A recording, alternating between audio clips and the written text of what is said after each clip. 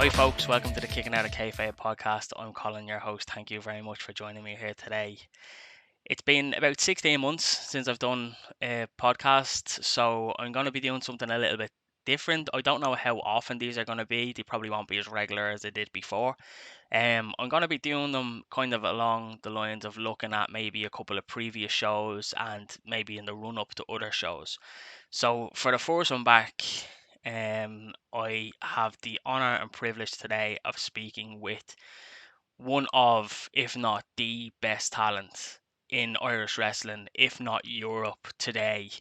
This young man is challenging Mark Haskins this Saturday at the 7th-year anniversary OTT show in the KFRC for the OTT Championship. It is my honor and privilege to speak to this man today and to get his mindset on what to expect this Saturday and what has kind of happened over the last couple of months with his matches against Maxted to become the number one contender. So without further ado, here he is, LJ Cleary. Thanks very much for joining me, LJ. No worries. So I just wanted to talk to you today, LJ, about obviously you are the current number one contender for the OTT Championship this Saturday in the KFRC against Mark Haskins. What are your initial thoughts and feelings as of now Well, going into that? like you said, that I'm currently number one contender. But I was a number one contender. Then I wasn't. Now I am again after the series of matches with Adam Maxted. But regarding how I'm feeling, my initial thoughts, it's just for this one, it's been a bit different. There's no kind of like I feel like there's no kind of like jitters. There's no like kind of nerves going into it. It's just kind of genuinely like very kind of like full on focus, ready.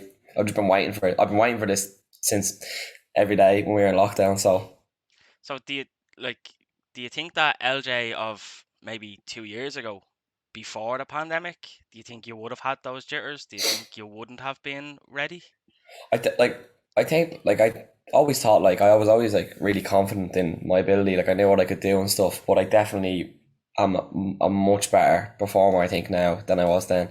And I don't think I don't think I realized there was going to be that big of a gap until really I had those matches with Maxted, when I kind of realized I definitely think I hit another level than I was at. I knew I was at a good level before, but I think I'm kind of really kind of going up the ladder Hmm. now regarding being one of the top wrestlers in Europe.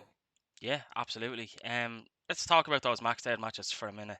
Yeah. You've had a series of three matches, two in Belfast, one in Dublin. I was quite happy that we got that Dublin match because I don't think it was fair with Maxted getting the home advantage. Yeah. But you two have never had one-on-one matches with each other previous to those. No. And like for me, from the outside looking in as a fan, like I was at all three matches, things just clicked. It Yeah. was it was like I was looking at it kind of, these guys look like they've been wrestling each other for 10 years kind of thing, and they knew each other inside out. How did that feel from you in the ring, like with Maxted? Did you know it at the time? Did you feel it at the time when stuff was happening? Like, Yeah, I kind of got it instantly, to be honest, within the first few minutes of the first match. Now, me and uh, me and Adam like would have always had like a quite a good relationship over like the years, kind of stemming back to like 2016, 2017 when we would have met. Like we always would have been friendly with each other and spoke to each other a lot. And it was one that like back then we wanted to have. I always remember like, but then it just kind of never lined up. mhm, And then it's crazy how it went from like, oh, like maybe one day we'll get a singles match together into three three in a row. But no, yeah, I felt like we just kind of clicked instantly because I believe I'm one of the best, and he is one of the best as well. Like there's no doubt about it. Especially I feel like the match has really kind of elevated us both as well. Like regarding maybe some more of the Dublin fans towards him, and then someone maybe like the more of the Belfast crew towards me. I think it's kind of brought us both up in their eyes. yeah, and like it's absolutely one of those things that like when you get two very good wrestlers, but the whole then turns out to be better than what you'd expect the two of them Mhm. individually to be able to do. I think I put a tweet out something like that, like the whole is greater than the sum of its parts kind of Yeah, thing. I think like the first match was a bit of a shock to people. I think it was a bit of a surprise with how good it was. Yeah, it absolutely was to me. Mm, Like, don't get me wrong, I know that the two of yous were very good wrestlers, and I expected yeah, a good match, but the there was a bit of electricity there. There was that yeah, feel there behind it as well. Um, so you had match number one, and then you had match number two, then going into Belfast again. yeah. Did you feel a bit disadvantaged having to keep going to his home turf? Because like, let's make no bones about it. Maxted is over in Belfast, Yeah. massively over in Belfast, and the crowd was really behind them there. Did you feel any kind of disadvantage having two in a row there? Not really a disadvantage, just partially kind of like selfishly jealous because like I wanted like I'd missed the Dublin crowd and the Dublin shows so much, so I was extremely happy to hear that we were gonna finish it off in Dublin because I knew like I feel like particularly in OTT as well that I've always had a really good connection with the Dublin crowd and back from like the first contender show I did um and like throughout my growth up to kind of where I am now. So like he got, I felt like though, like the Dublin one was so electric that like it kind of redeemed. Like I got what he got twice in like in one night because it was so electric, you know. I think I was speaking to you at the show at the time, the Dublin show now, and I asked you were you going on last, Mm. and you said no, and I asked you were you going on first, and you said no, and then that made me wince a little bit because I was kind of like, you guys probably the matches that just had probably deserve to either go on first or last, in my Mm. opinion. Um, and just from my perspective, you followed a belter of a match. The Really triple good triple threat threat match match, yeah. was so. When I'm at shows and events, I'm always kind of like looking at matches, and afterwards, I'm kind of like, "That's the match of the night. I don't think anything's going to top that." And after the Yeah. triple threat match, I was like, "That's the match of the night. Nothing's going to top that." And then you and Max came out, and in my opinion, you topped it. Well, Which is appreciate that, especially because of how good that triple threat was. yeah, but that's a pleasant Mm. surprise for me. And then kind of the same thing happened. Then I was like, nothing's going to top that match. And then the And main then event, the main event came out, yeah, and they went up again. And I think that's testament to the performers in the ring, and to yeah, Joe as well, the way that he booked it, to have that kind of. It just the show just kind of elevated, and I think like that show mm. to me will always stand out to me. But Yeah. did you see much of the triple threat before you went out?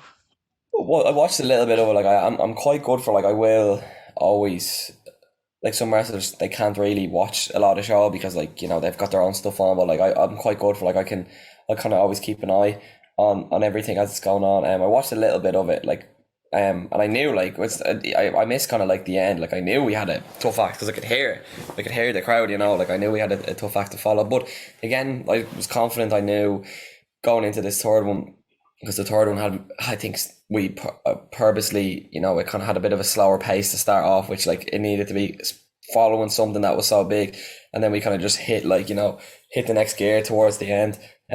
So like wasn't nervous, but like I knew I had a tough act to follow because of how good the match was. yeah, and it is absolutely did, as I said. One character that like probably doesn't get the props that they kind of deserve in a lot of these matches is Niall Fox.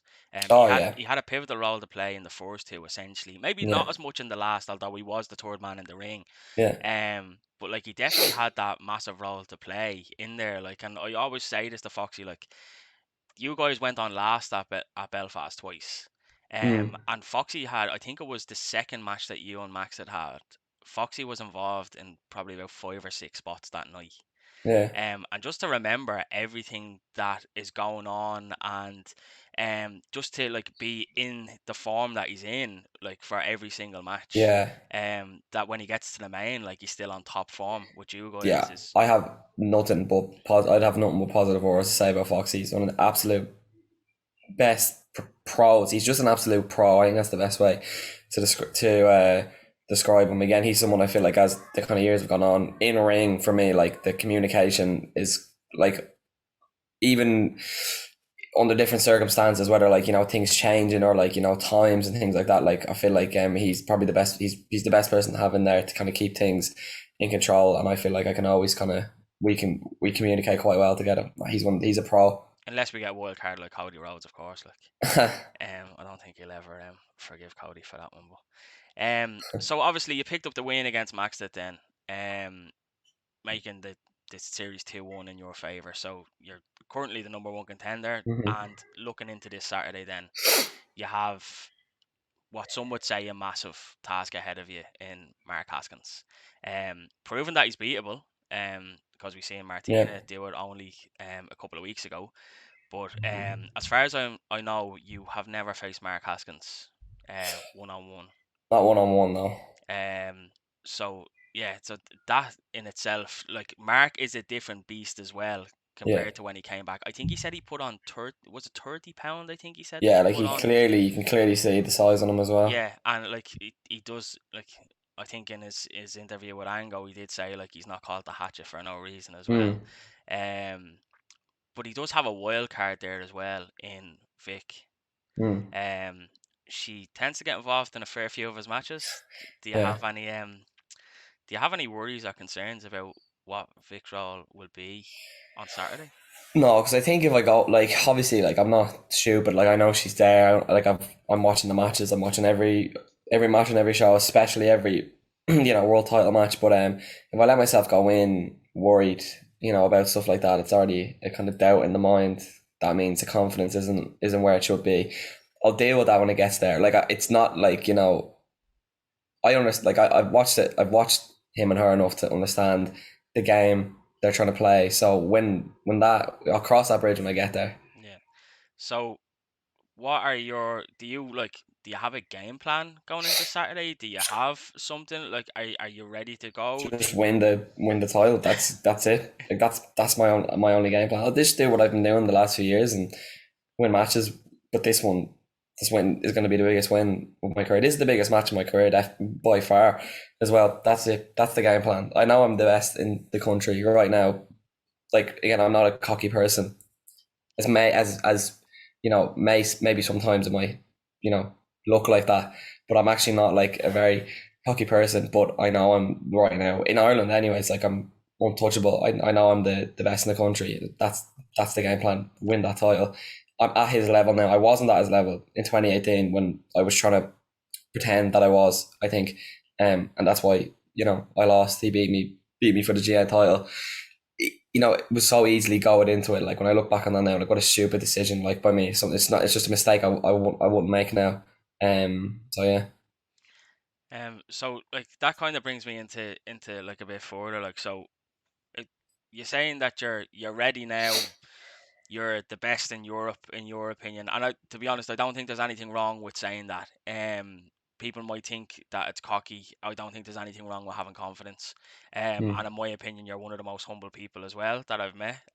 So having that confidence is key as well. I don't think you can have a wrestler who doesn't have that confidence because let's No. face it, they're probably not going to be in your position. But some people have questioned whether like LJ is too young. Mm. Are you ready like for this? Like, cause like let's say you do win on Saturday. That's all Mm-hmm. well and good. You become the champion, but with that it doesn't just carry a belt. It doesn't just carry you into your next match as the champion. You are basically carrying that company on your Yeah. back then. Yeah. So the questions have been asked. Is LJ ready for that? Well, I am, and I think to kind of answer the two questions there is that like yeah, I completely understand why people would be like, oh, maybe he's too young, etc. But again, something I don't think people know is I've been wrestling 8 years now. Like okay, like I know I'm only 22, but obviously a lot of people would have more real life experience than me. But we have 30 year olds walking into either Fight Factory or the School of Irish Wrestling, and I'm teaching them because I've been the one that's there for nearly 10 years now. So like I'm young, but like wrestling wise, like I've got a good few years on a few more people. And regarding representing, OTT, that I've been doing that already, like for the last like 3 years. Everywhere I go, like I, was like you're one of the OTT lads, one of the OTT lads. So everywhere I go, I was bringing that name already. So if anything, bringing bringing the title now with me, it's just going to be even more of a validation to the people that were like, oh, like you're the OTT guy. To be like, yeah, I'm not just one of the OTT guys. Like I am the OTT guy. Like I'm the champion. So I hope that answers. I think that's the big thing is like, yeah, like I am young, but wrestling wise, I would have a lot. Like I've been the biggest wrestling fan since I was about three. It's been my, not to be like cliche, but like it's been my whole life. I've been wrestling since I was 13. Nearly like I'm 23 in March. So like I understand it, but I don't think that's a factor at all. I'm probably like again, I think there's a reason I'm in these positions. There's a reason why I'm coaching in every school in Ireland. If I was too young and I couldn't kind of handle it, then I wouldn't do it. But I can. Yeah, and you've absolutely shown that you can handle it and you have been able to elevate. And then, like, before we kind of start recording here, we were only talking about you being in ICW and down Hmm. in Limerick the night before that, and you're putting in the mileage and you're putting yourself out there. A lot of things that people may not see. Yeah. But from what I'm seeing from fans, like, there are a few people who are kind of siding against you. And Hmm. like, from my opinion, I thought it was going to be all LJ coming into this, especially with it being in Dublin and being in your hometown. But like, there's a lot of Haskin fans out there. Yeah. How do you see the crowd maybe going come Saturday night? That's what, I think in wrestling, it's kind of been proven by the best that, like, by like the likes of your John Cena's, like that, you're not going to be liked by everyone, like, no matter, how good you think you are or like the position you're in. But I do believe though, I do think though, there's always going to be a couple people against you. I feel like that it could be very kind of, I feel like I do have a big home field advantage though. Hmm. And especially after that last match with Adam and the reaction, and then the reaction when I came out at the end of the contender show the next day, that was kind of like the moment where I felt like, no, like I do feel like, again, there's always going to be a few, but that these people are behind me. And do you feel that do you take that as a challenge to kind of say, okay, well, like, they don't feel this way, but I'm gonna try turn it around and kind of bring Well, them over to my side and show them what I'm able to do if maybe they haven't seen it. I don't know, because I feel like I kind of lay out everything every time I wrestle, like I put it all out there, and like if I've done all that and people still don't like it, then I'm not gonna like beg for it, you know. Um, the people that support me, like I'll prove them right rather than trying to prove the people who don't support me wrong. If that makes sense. Hmm. Yeah. Yeah, absolutely. So that's kind of all bases covered from my end, LJ. The last thing that I just want to ask you is, do you have anything to say to the fans? Do you have anything to say to? You probably won't watch this, but do you have anything to say to Mark Haskins? Do you have a message that you want to put out there before Saturday? But I feel like if anyone wants to kind of hear what I have to say about Mark Haskins, check out the sit down interview I did with Angle. It's all over OTT's social media and YouTube. And to the fans, like genuinely, just such a big like thank you, because again, talking about those ones that support me, I wouldn't be in the position without the fans, especially the OTT fans. I do feel like I've always had a very strong connection with the OTT crowd since day one. So, I'm thankful for them to get me to this position, and I can't wait to win the top prize in front of all of them. It'll definitely be a sight to see, and I'll definitely be screaming the loudest should that Mm, happen. Yeah, for anybody who's watching, there's still a few tickets available for Saturday, so if you haven't got them, get them now. This mm, probably isn't one that you're going to want to miss. But mm. thank you very much, LJ, for giving up a bit of your time today to No talk to me. worries. And yeah, roll on Saturday because Let's go. big night. Thanks again, mate. No worries.